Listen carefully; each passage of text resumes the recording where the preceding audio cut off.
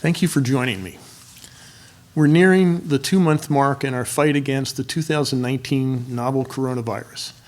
And so far, the public health aspect has been our #1 priority because there is nothing more valuable than life. Now we're reaching a point where we can more fully address some of the economic effects of COVID-19.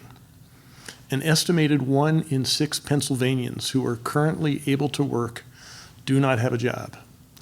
Some of these Pennsylvanians have been laid off due to a temporary closure and will soon resume working, but many others worked in a job that has permanently disappeared.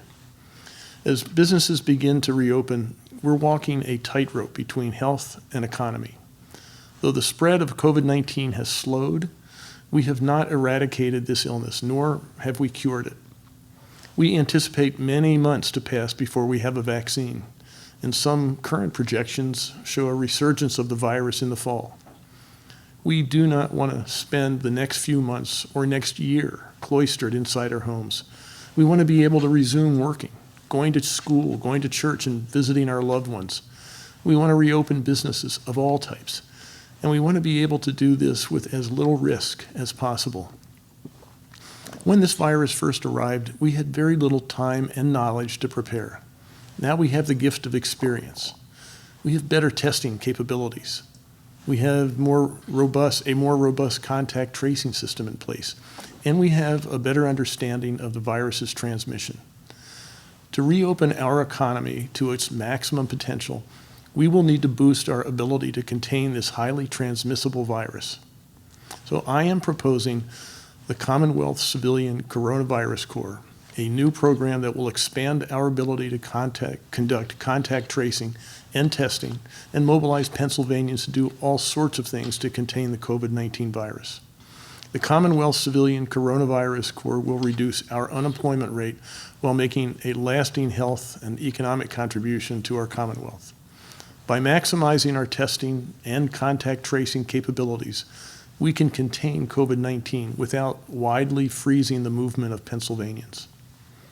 If Pennsylvania protects its ability to produce and sell goods and services, our economy will regain lost momentum. The Commonwealth Civilian Coronavirus Corps will not be a replacement for everyday hygiene, wearing masks, social distancing, nor will it replace our health care and other workers who already play a vital role in contact tracing. We will likely still be unable to resume activities with large crowds such as concerts for fear of infecting an enormous number of Pennsylvanians at one time. But effective containment will allow us to resume life as much as possible. We have slowed this virus through shared sacrifices, and we have bought precious time. We need to now use that time effectively by building a program that will allow our Commonwealth to function as much as possible while we wait for a vaccine. And we need to regrow our economy. The Commonwealth Civilian Coronavirus Corps is my plan to do this, and I will continue to unveil aspects of this plan in the coming weeks. In the meantime, thank you for your patience and thank you for your continued support as Pennsylvania continues to work together to get through this crisis. Now, before I turn this over to Secretary Levine, I'd like to extend a special thank you to community health nurses in honor of World Nurses Day. As we reopen our Commonwealth, we will increasingly rely on community health nurses who form the backbone of our contact tracing program. Community health nurses have always been essential to the health and well-being of Pennsylvanians, and now they're even more important, and they deserve the gratitude from all of us. So, on that note, I'm going to turn it over to Secretary Levine now for her daily update. Secretary Levine.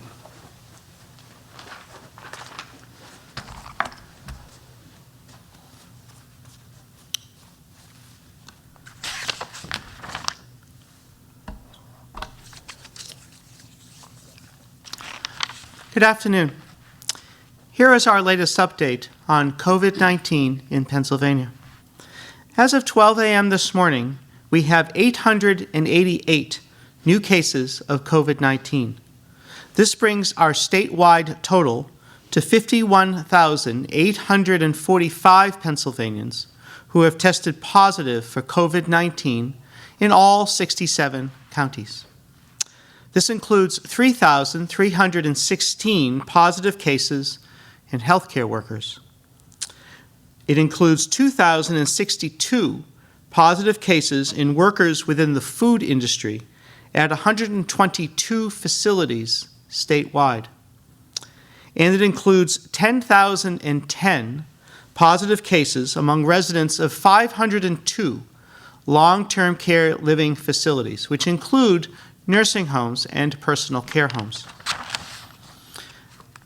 Tragically, we now have 3,106 patients who have passed away, who have tested positive for COVID-19. To date, all of our deaths have been in adult patients.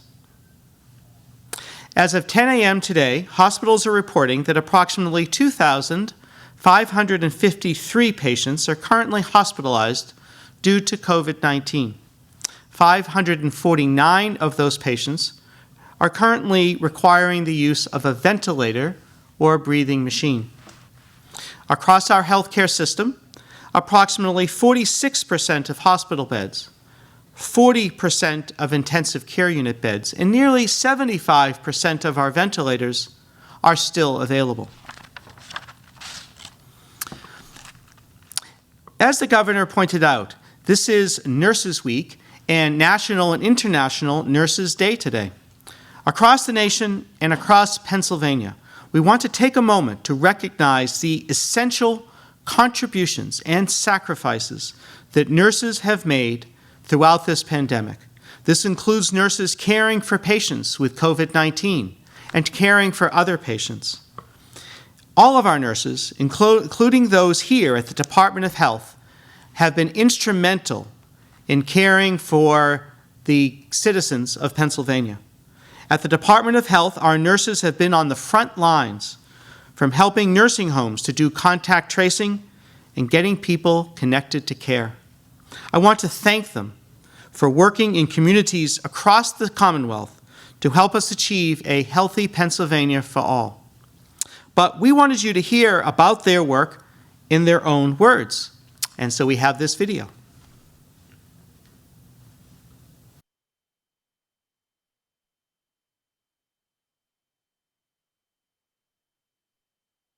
Hello, my name is Lisa Snyder. Gene Simons, Jim Hamilton, Anita Fulkerson. I'm a population health nurse. I'm a community health nurse supervisor. And I'm a clerk typist. I'm a community health nurse. I'm the district nurse administrator. And I work in Schuylkill County. In Westmoreland County. Mercer County. I have been with the Department of Health For 15 years. for 6 months. For 30 years. For the past 4 years. 29 years and 10 months. If public health is working and we're doing our job, the public doesn't know anything's going on. We're always working in the background, also doing surveillance, preventing infectious disease outbreaks. It's the best kept secret in the state. We are in every dimension and organization, and we know how to get things done. we are here to protect the public against communicable diseases, vaccine-preventable illnesses, and to make your community a great and healthy one. We offer free immunizations to uninsured and uninsured people. Everyone is eligible. The community becomes our patient. Public health nursing means fun. You're working with a great group of colleagues. You get to collaborate together, as well as being able to share a partnership with the community members that you're serving and make a difference in their lives. Educate, inform, and empower people to make good health choices. As a nurse, we keep our pulse on the health and well-being of our community. caring for individuals in order to affect the greater good. It means power, power to assess needs, power to educate. Commitment. You commit to being there for your community.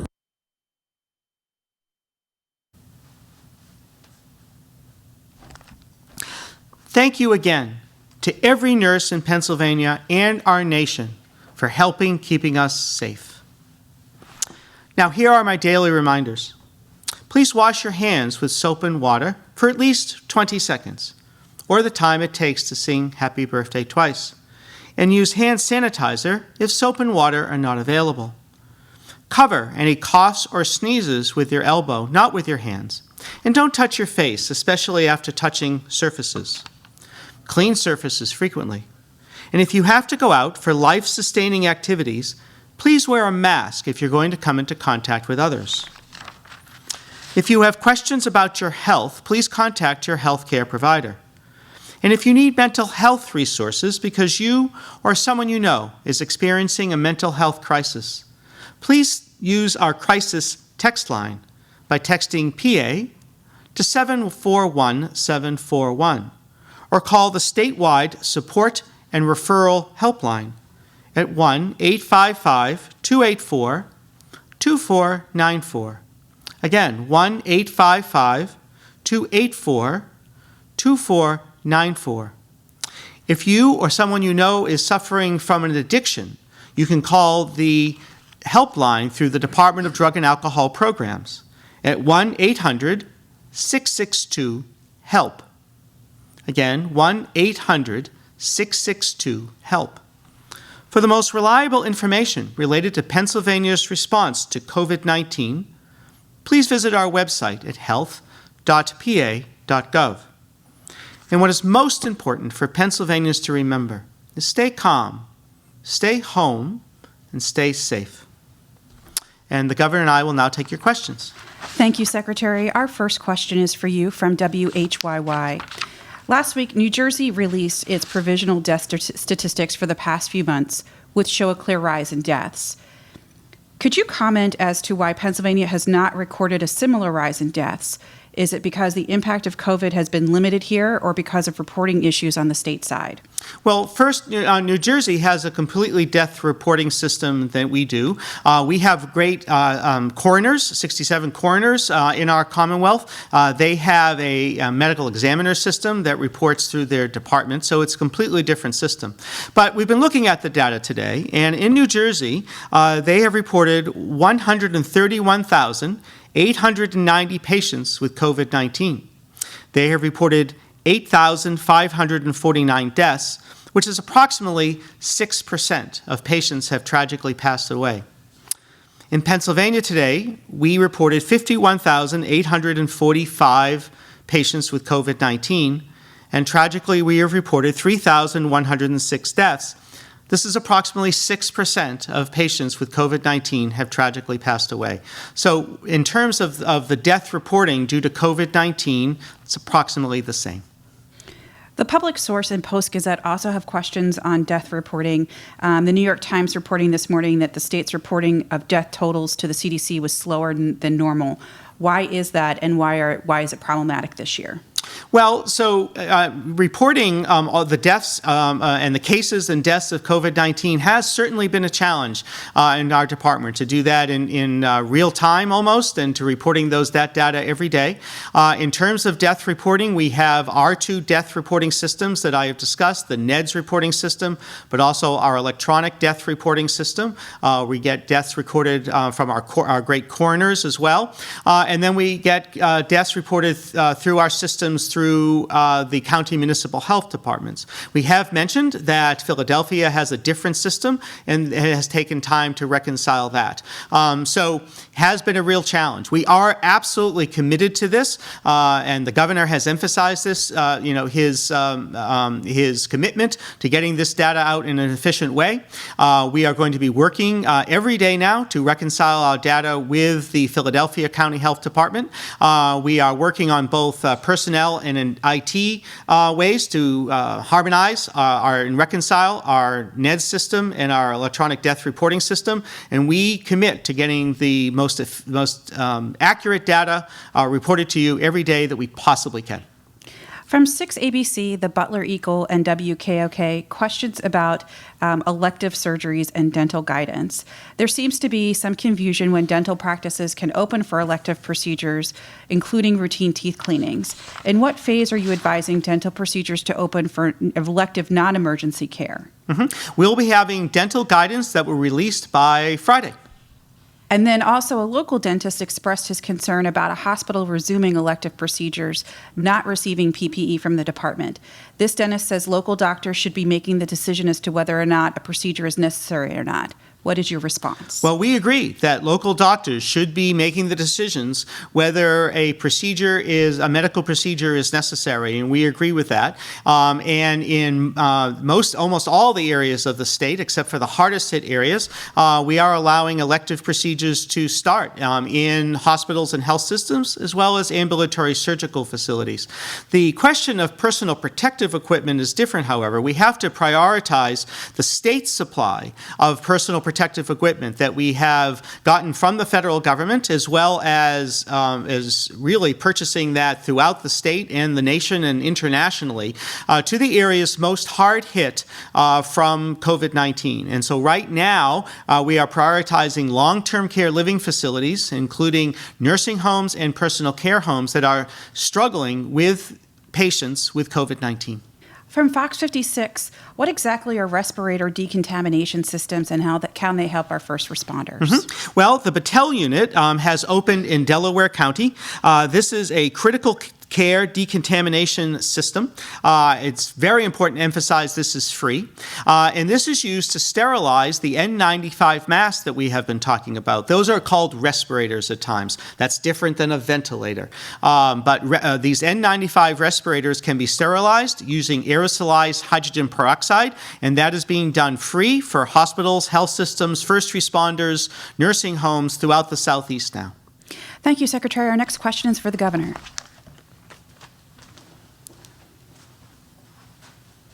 Governor, from Spotlight, PA, what is the timeline for hiring the Coronavirus Corps, and how many people are you going to hire? I'll be giving more details as we move out. At this point, we don't know, but to have an impact on the economy, we want this to be a big deal. Again, the point of this is to create a corps of trained folks who are ready and able, have the skills we need them to have to help usher us all through the new environment that we're going to be facing as we get into this post-pandemic world. Also from Spotlight, PA, how will the state pay for this through federal CARES dollars, and when will you be able to detail how the dollars are being spent? The hope is that we can get special funding from the federal government for this. That's what we're trying to do at this point. Again, as this unfolds, we will produce, as we know more details, we'll be sharing those details. Do you need legislative approval for the Coronavirus Corps? At this point, no. I have shared it with legislative leaders, in fact, just today, and explained how we're going to be funding this. And I think they agreed that at this point there's no need for legislative approval for this. From WNEP, a photo making the rounds on social media shows a Senate staffer giving haircuts to lawmakers outside the Capitol. The photo has prompted a lot of comments claiming the hypocrisy since professional barbershops and hair salons are not ready to open yet. What is your reaction? Yeah, I'm not familiar with this. I wasn't, obviously I did not get a haircut, but I think that question would be best directed to whichever Senate staffer actually did that. From ABC 27, earlier this week, a state representative suggested your administration's lack of transparency reminded him of how Nazis or Soviet Russia conducted business. What is your reaction to that remark? And as a follow-up, he's not the only Republican lawmaker suggesting that your administration is not transparent in the specific criteria for reopening counties, and lawmakers say you have not engaged with the legislature. What is your response? Well, there are about three questions. I have actually worked with the legislature. As I said, every week we have meetings with the legislative leaders. We're continuously meeting through the Legislative Affairs Department, I think 7 days a week with the legislature. Our Intergovernmental Affairs Division is meeting and working with local governments every day, all the time. So I'm not sure that where we're not doing that. If there's a place that we should be working more closely with anybody, I'm open to that. In terms of transparency, I absolutely want to be transparent. If there are some areas where we could do a better job there, and I understand that we're trying to fight this disease, but there is no excuse for not being as transparent as we possibly can, and without violating whatever confidentiality rules. So I want to be as transparent as I possibly can, and I think we've done everything we can. If there's something I'm missing, I'm always open for suggestions. From Bloomberg News, how does the Northeast Coalition operate? Weekly calls with governors, Zoom meetings, something else? We have occasional Zoom meetings. We just had one on Sunday. But the routine is that the senior staff members meet at least twice a week, sometimes more often, to go over things that are going on in each of our states. Most recently, I think we announced publicly that we're working to pool the buying power of the 7 states to form a consortium to make sure we're doing everything we can to get the PPE, the equipment material we need to fight this virus. Also working with the institutions of higher education, research institutions to do more than we've done in the past to actually engage them to do research, and with, especially in Pennsylvania, our manufacturing base, we want to make sure that we're doing everything we can to make the stuff we need. Again, by combining all 7 states, we have more buying power, more brain power to do the things we need to do to fight this virus. From WNEP, we've received calls from several viewers concerned about plans by a bus company to resume service from Northeast Pennsylvania to Philadelphia and New York City on Monday. The company says it plans to limit the number of passengers and take only essential workers. Considering that neither Northeast PA, the Philly area, or New York City has reopened, do you believe resuming this bus service now is a good idea? From what you said, no, I don't. And then from Fox 56, in terms of the decontamination systems, that you announced a program to give free decontamination systems for first responders and healthcare facilities. Why did you decide to do that? Well, protective equipment, I mean, including decontamination equipment. The idea is that these folks are on the front lines of the fight against the coronavirus, and they're the ones that we really need to make sure are as protected as they could possibly be. And that's pure and simple what is driving that. Governor, from NBC 10, what have the discussions been with your administration about granting long-term care facilities civil immunity during COVID-19, and are you going to give them that immunity? In terms of the facilities, no. We have been in conversations about making sure that healthcare professionals, especially those who are coming back specifically with the single intent of fighting this disease and being on the front lines, we have been talking about trying to give them some additional liability protection, and I think there'll be an announcement today on that. Governor, from the Associated Press and WNEP, some businesses are opening in defiance of your shutdown order. What is your reaction to that? Are you worried that the dam is starting to break and you will see a lot more businesses reopen when they're not supposed to? Yeah, I think there's a natural dam here, and it's not the government. I mean, we have the orders and guidelines in place, but really, to the extent they are ignored, is going to be a bad thing for the businesses. Because if a business opens and they haven't done the things, or we're not ready to reopen, I think they're going to have trouble inspiring confidence in their customers or their employees. And so I think there's a natural restraint here, a natural constraint on businesses making random decisions to open ahead of their customers or their employees. Our next question is for the Secretary.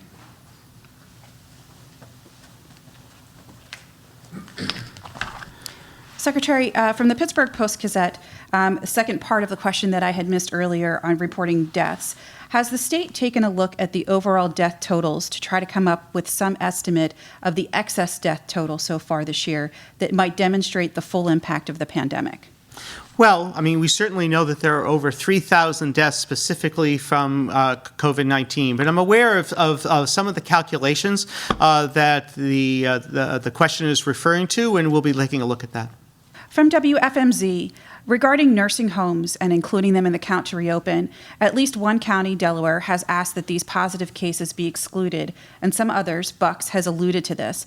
Is there any way to do this and reopen safely, and why not exclude them if the majority of cases are in nursing homes? Well, the majority of the cases in many counties is not in nursing homes. The majority of the deaths are in nursing homes, but not because of the age of patients in nursing homes and the amount of medical medical conditions and comorbidities that those individuals have. But the majority of patients from most counties are not in the nursing home, but they are really part of the community. Nursing homes, perhaps food manufacturing and distribution centers, county and state prisons are really part of a county. They are part of the community. The workers that work in county and state prisons are part of the community. The workers and staff that work in nursing homes and personal care homes are part of the community, as well as those that work in those type of plants. And so that really is part of the mix of a community, and the cases that are in those facilities are part of the communities and the counties count. From ABC 27, what is the administration's response to a state lawmaker encouraging people not to wear masks whenever they go into an establishment, saying it does nothing unless you're in close quarters? Well, I think that is incorrect. I think that on the recommendations of the CDC and the federal government, as well as many other countries and really every state in the country, we are recommending that individuals wear masks if they're going outside and they're going to encounter people. As I've said many times, my mask protects you and your mask protects me. And if we're all wearing masks, then the community itself is protected, and there's a decreasing rate of the spread of this very infectious and communicable disease, COVID-19. From the Tribune Democrat, reporters saying that they were contacted by a reader whose parents had positive antibody tests and blood work from a hospital stay in December reevaluated. It showed strong indicators for COVID in the December blood work, and it said that the reader contacted the department and even told them they would be counted in Cambria County's report. Would they be among confirmed cases reported each day or probable cases that are not included? And would their situation affect the county's incidence rate? I'm not aware of the official report, and so I'll have to check with our staff about that. It's very interesting if they had antibodies from an illness in December. In December, the only reported cases were in China, and so that would be very interesting data in terms of possibly how early this disease was showing up in other countries. So I'll have to check in terms of the exact report to the state. From the Post-Gazette, what role will technology play in Pennsylvania's contact tracing effort, and how do you balance it with protecting people's privacy? Well, we will be using technology. We have talked about a product called Sarah Alert from MITRE, which will be helping us in terms of that. We're also in discussions with some other technology companies about using apps. Using the apps that would track people's whereabouts on cell phones would be voluntary. So it would be an app that you would download to your phone, and other states are starting to use this now, and we're having discussions about how we're going to make the app for Pennsylvania. And so that would be voluntary, however, to participate in that type of program. From the Altoona Mirror, UPMC's Stephen Shapiro said today during a Senate hearing convened by Pat Toomey that reopening coupled with continued protective cloistering of vulnerable populations as in nursing homes was a workable strategy. Do you have any comments? Well, so as with the governor's phased reopening program, we are looking at different counties. We're looking at the metrics that we have described before, as well as the modeling from Carnegie Mellon University and other models that we have explored, as well as those quantitative measures and other qualitative measures in terms of which counties will go from red to yellow. We feel that as we concentrate in terms of our testing and our contact tracing in those counties and those areas, as well as concentrating on long-term care living facilities, that we will be able to prevent the spread and further outbreaks of COVID-19. Our next question is for the governor.